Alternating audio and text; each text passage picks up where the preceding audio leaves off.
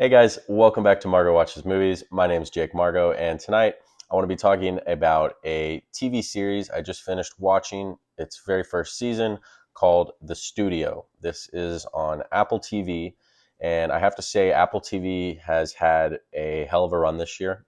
They've come out with some really quality shows, and they've done a much better job of other services like HBO, who I think would probably be its direct competitor at this point, of constantly keeping new shows running. And as soon as one ends, you have another show that seems pretty great. So, in a year where we had Severance going into The Studio, and then you got For Your Friends and Neighbors, which I'll be reviewing once I finish tonight as well. I'll upload that probably a little later tonight or first thing tomorrow morning. Um, and now we have like this new Owen Wilson show called Stick from the creators of Ted Lasso. So they've been on an awesome run of, at the very least, decent quality and constantly keeping their slate filled. And I just have to give props to Apple TV because I think they've come a long way, just in terms of creating volume. So back to the topic at hand, which is The Studio. It stars Seth Rogen. It's written and directed every single episode by him and his longtime creative partner Evan Goldberg, who was one of the creatives behind beloved films like Superbad and This Is the End. They have worked and collaborated for a long time, and I think this show is pretty close to a home run for them. As far as just like what it's about, if you haven't seen the show, just kind of a baseline elevator pitch. Uh, Seth Rogen, pictures on the screen, is a cinephile who works for a fictional movie company called Continental Studios. It's owned by Bryan Cranston, who has a couple standout extended cameos and like I think 3 episodes total. He's very funny in the show, and Seth Rogen essentially, after the prior studio head, played by Catherine O'Hara, who showed up as Joel's therapist in season 2 of The Last of Us this year, is pushed out. Seth Rogen is given the gig, and what he thinks idealistically about how movies should work in the movie making process versus what is actually expected and required of a movie studio, whose end goal always at the end of the day is going to be bottom line, dollars, margin, profit. And you get this really hilarious look into filmmaking process, casting, everything that goes into a movie studio. And I'm always a sucker for stuff like this, as someone who obviously has a big love for film. I love the inside baseball approach and kind of getting to see the machinations and the gears turning and what makes that process work or not work in some cases. And they definitely take a satirical approach to that, and they take a zany approach in some instances. And you have lots of over the top, fast energy situations. And from a technical level, Seth Rogen and Evan Goldberg, again, directing every episode, they made a point where you get extended tracking shots throughout the season.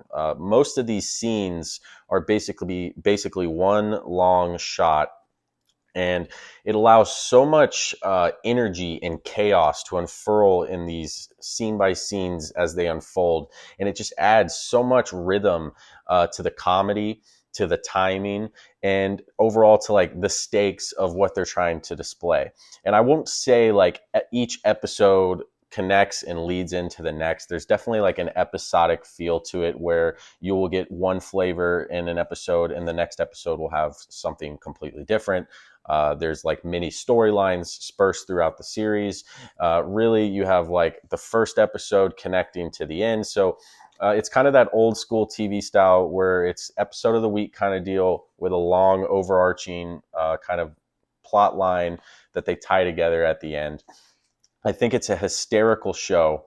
Um, the main cast, besides like Seth Rogen, you have Ike Barinholtz playing his producer buddy, Sal Saperstein, who is an absolute standout in this season. He got belly laughs from me in almost every episode, like absolutely just bent over laughing from how funny this guy was. Catherine O'Hahn shows up as like the head of marketing, and she has been kind of like in Marvel playing Agatha, but this is really more of a callback to her performance in Step Brothers as like the horny wife of that's trying to get with John C. Riley. And she is fantastic in this series. And overall, as far as like a comedy show goes, I think the last time I was this pleased and consistently laughing episode to episode to episode was probably season 1 of Silicon Valley, which came out quite a while ago on HBO. But the studio is absolutely a hit. If you haven't seen it, if you have any type of inclination on like what makes studios work, or you like films, you always like seeing stuff like behind the scenes of how movies are made, this is definitely a show for you. It's 10 episodes. It's 20 to 30-minute episodes, so it's a really easy watch. You can get this done on a weekend even. And it's very funny, consistently funny. I'll give one disclaimer. Episode 2, which is technically phenomenal. It's an entire episode with one single tracking shot. So there's not a single edit, or if they are, they hide it well. And they kind of go into that. It's kind of meta in a sense, where they're breaking down how they would hide edits and these long extended tracking shots. But it does have like an abundance of awkward humor. Think like Michael Scott at his worst in The Office, like those where you're just cringing almost. I'm someone that doesn't really like vibe with that style of comedy. So that episode might turn you off, but it's really a one-off as far as just like sheer awkwardness goes. And I think the rest of the season just hits this groove. There's a few like truly standout episodes for me. I love episode 4, I believe, which it's kind of parodying like neo-noir, like detective films. And it's hilarious. You get plenty of cameos dispersed throughout the season. Bryan Cranston, as mentioned, Martin Scorsese, Steve Buscemi, Zac Efron, Olivia Wilde, Ice Cube, Dave Franco, and many more. And then the episode that Ice Cube appears in, talking about AI and casting decisions, was absolutely spectacular, along with the Golden Globes episode that followed it up. So this is just a really fun season of television. It's already been renewed for season 2, so it's something that Apple TV obviously feels proud about. I have to say, like in the more recent years, I haven't always been a fan of Seth Rogen, but I think he really works in this.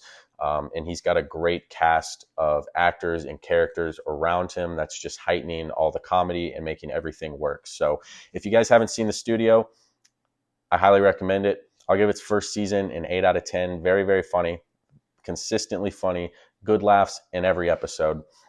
And it's also well shot, well directed. You have a great cast of characters. This is just overall an easy one for me to recommend. So give it a watch. Let me know what you think in the comments below. Give me a like, give me a subscribe if you guys like the video. But as always, this is Margo Watches Movies. I appreciate you guys tuning in, and hopefully you like The Studio as much as I do.